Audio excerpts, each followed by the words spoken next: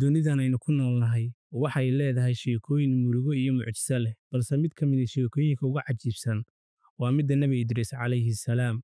Waa nebi caan ku ah xigmad, cibaado iyo aqoon sare, isla markaana ah qofkii ugu horreeyay ee qalin wax ku qora.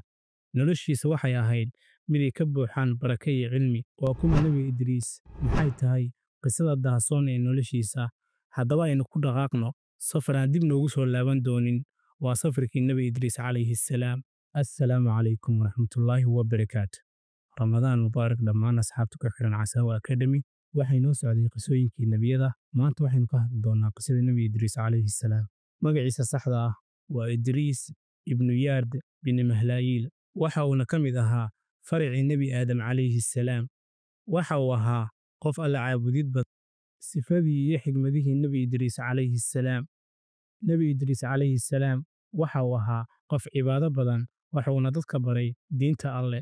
Waxa uu ahaa qof xigmad badan oo cilmi sare leh, wuxuuna baray dadka farshaxanka, qoraalka iyo xisaabta.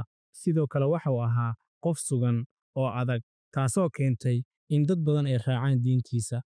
Nebinimadiisii iyo waxyigii Allah ayaa wuxuu Nebi Idriis ku soo dejiyey waxyiga, wuxuuna u diray inuu diinta fahansiiyo dadkii wakhtigaasi noolaa. Sidoo kale waxa uu dadka baray cilmiga xidigiska, xisaabta iyo qaabka dharka loo tolo. Geeridii iyo dhimashadii Nebi Idriis calayhi salaam.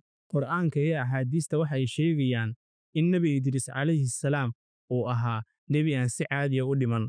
Alle wuxuu u qaaday samooyinka sare. Waxaa la tilmaamaa inuu yahay nebigii ugu horreeyay ee la gaarsiiyey samada.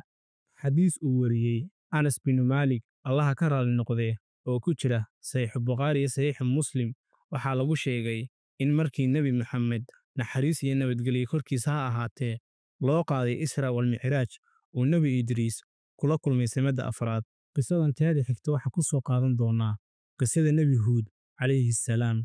Intaa iyo intaynu isaga iman doonno kulan dambe, waxaan idinkaga tegayaa assalaamu calaykum waraxmatullaahi wabarakaatuh.